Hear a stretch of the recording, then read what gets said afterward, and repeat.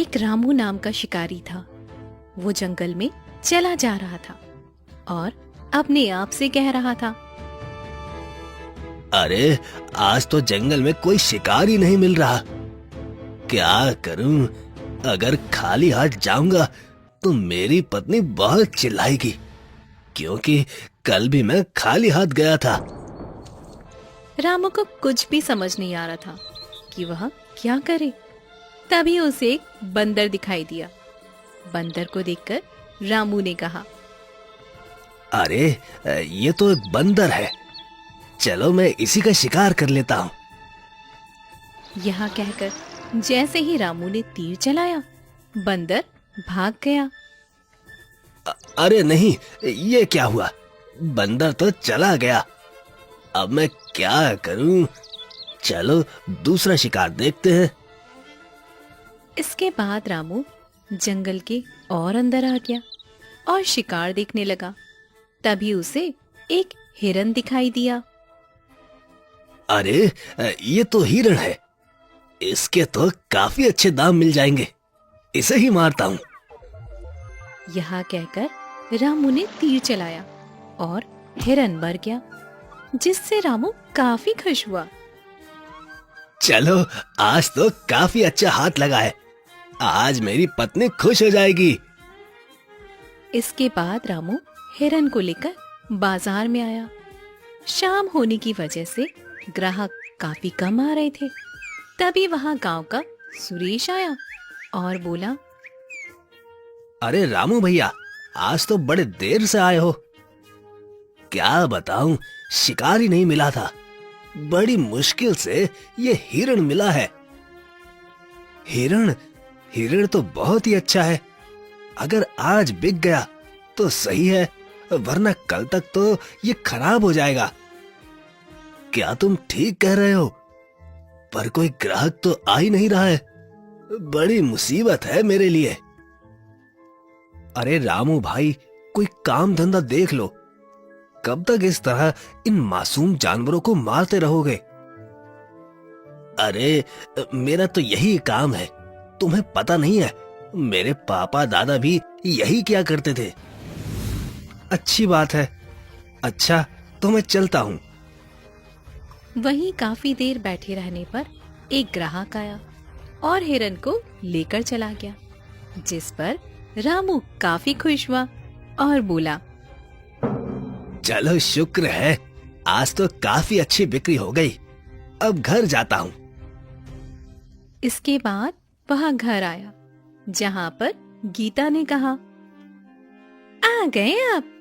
आज तो काफी ज्यादा देर हो गई आपको, कहाँ रुक गए थे आप? अरे गीता, तुम्हें तो पता ही है, जंगल में शिकार करने के बाद उन्हें बाजार में बेचना भी होता है। हाँ हाँ, मुझे पता है, और मैंने भी आपसे कई बार कहा है, कोई अच्छा सा काम देख लीजिए। क्या काम देखूं? मुझसे कोई काम होता ही नहीं है। वैसे भी ये काम मेरा पुराना है।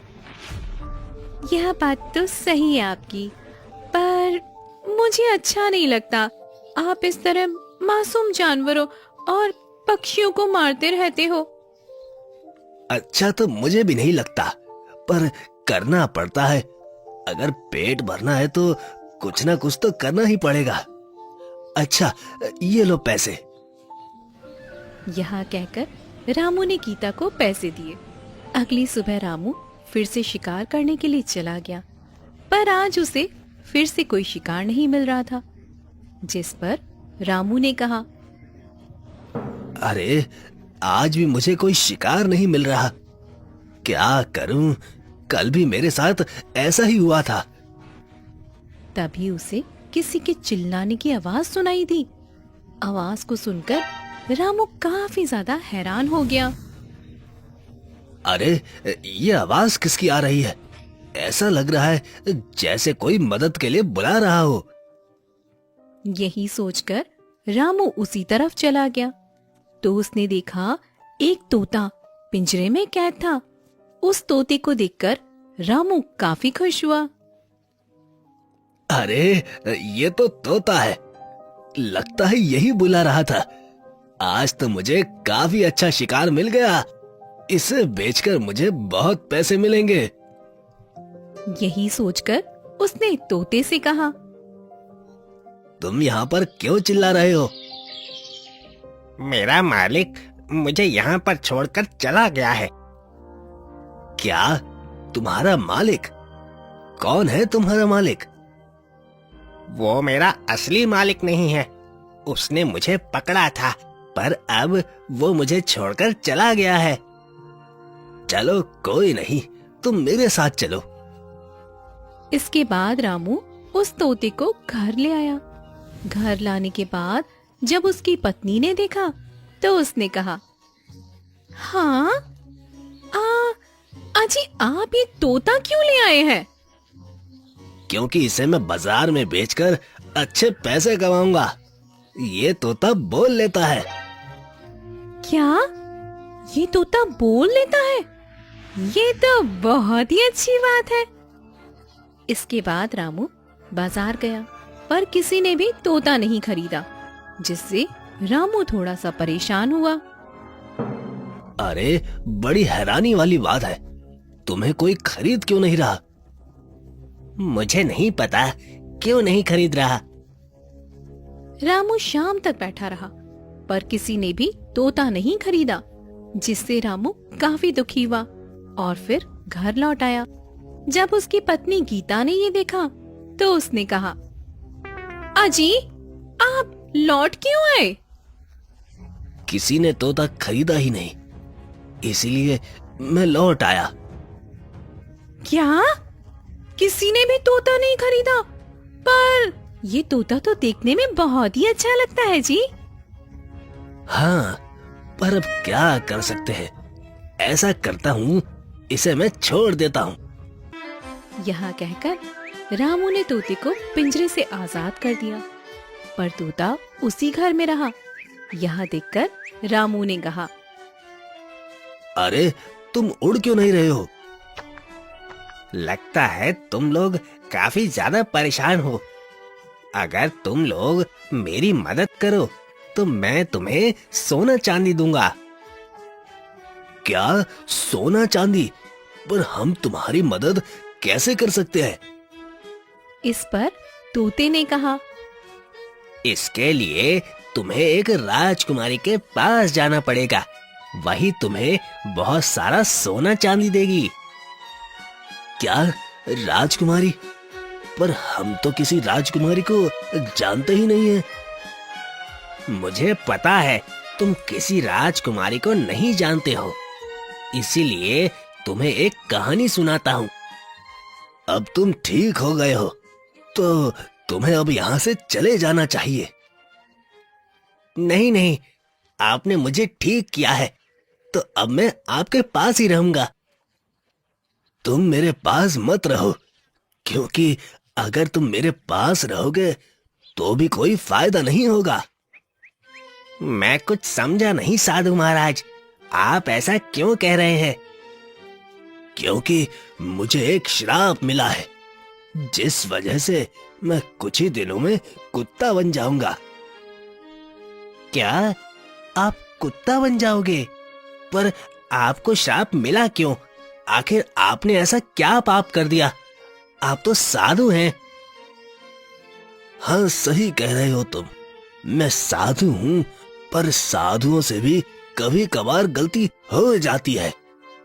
मैं समझा नहीं महाराज, कृपया करके अपनी पूरी बात बताइए। मैं एक बार नदी के किनारे तपस्या कर रहा था, तभी अचानक मेरी नजर नदी में स्नान कर रही राजकुमारी पर गई। राजकुमारी निर्वस्त्र थी, जिससे मुझे काफी ज्यादा शर्मिंदगी महसूस हुई। पर तब तक बहुत देर हो गई थी और राजकुमारी को मैं देख चुका था। वहीं राजकुमारी ने भी मेरी नजरों को भांप लिया और वो नदी से बाहर निकल आई।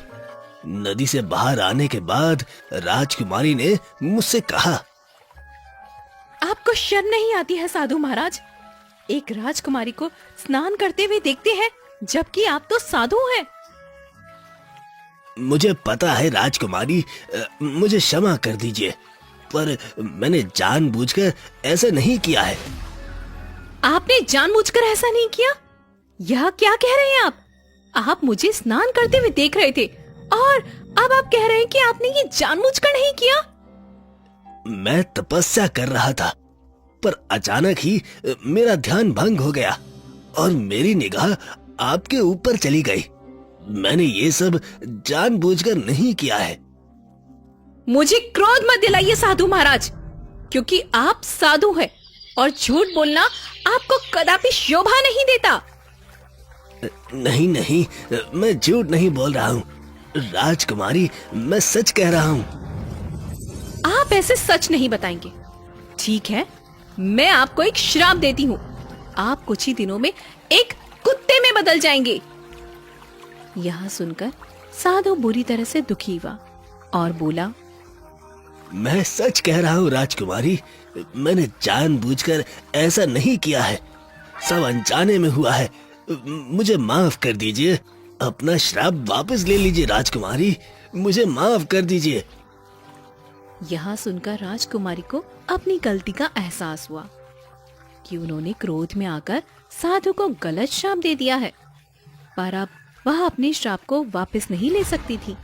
तभी उन्होंने कहा, साधु महाराज, मैं इस श्राप को तो वापस नहीं ले सकती हूँ, पर मुझे अपनी गलती का एहसास है। इसलिए जब आप कुत्ता बनकर अपनी कथा किसी पंछी को सुनाएंगे और वह पंछी किसी इंसान को बताएगा, तो आपका श्राप हट जाएगा, पर उस इंसान को मेरे पास आना पड़ेगा। यह कहकर राजकुमारी वहां से चली गई। आप चिंता मत कीजिए, मैं आपका ये श्राप जरूर हटाऊंगा। पर तुम भला कैसे हटा सकते हो? क्योंकि राजकुमारी ने कहा था, जब कोई पंछी सुनेगा तो मैंने आपकी कथा सुन ली है। अब ये बात मैं किसी आदमी को बताऊंगा। साधु काफी ज्यादा खुश हुआ और इसके बाद मैं जंगल में इधर उधर भटकने लगा और मुझे एक आदमी ने पकड़ लिया था, पर वह भी छोड़कर चला गया और फिर तुम मिल गए। यह सुनकर रामू और गीता काफी ज्यादा हैरान हुए और फिर उन्होंने तोते से कहा, ठीक है, हम तुम्हारी मदद करेंगे। कहाँ है वो कुत्ता और राजकुमारी? चलो उसी नदी के पास जाना पड़ेगा, तभी वो लोग हमें मिलेंगे। इसके बाद वह लोग नदी के लिए निकल गए। नदी पर आने के बाद तोते ने देखा वहां पर राजकुमारी थी, पर वह कुत्ता नहीं था। कुत्ता न पाकर तोता काफी ज्यादा हैरान हुआ। अरे साधु तो यही होने चाहिए थे, वो कहाँ चले गए? मुझे नहीं पता कहाँ गए हैं, अभी कुछ देर पहले तो यहीं पर थे। कहीं ऐसा तो नहीं वो किसी मुसीबत में फंस गए हों? मुसीबत? पर भला वो किसी मुसीबत में क्यों होंगे? क्योंकि अभी वो अपने इंसानी रूप में नहीं है, तो इस वजह से उनका मुसीबत में फंसना कोई बड़ी बात नहीं है। चलो हम लोग ढूंढते हैं। इसके बाद रामू और तोता साधु को ढूंढने के लिए जंगल में आए। उन्हें कहीं भी साधु दिखाई नहीं दिया, जिससे तोता काफी ज्यादा परेशान हुआ। अरे ये क्या हो गया? साधु तो यही होने चाहिए थे।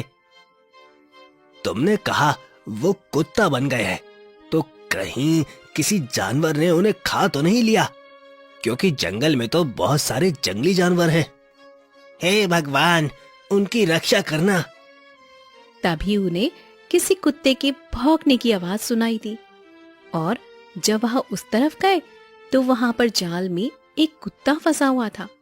कुत्ते को देखकर तोता काफी ज्यादा खुश हुआ और बोला, यही वो साधु है जिनके बारे में मैं आपको बता रहा था।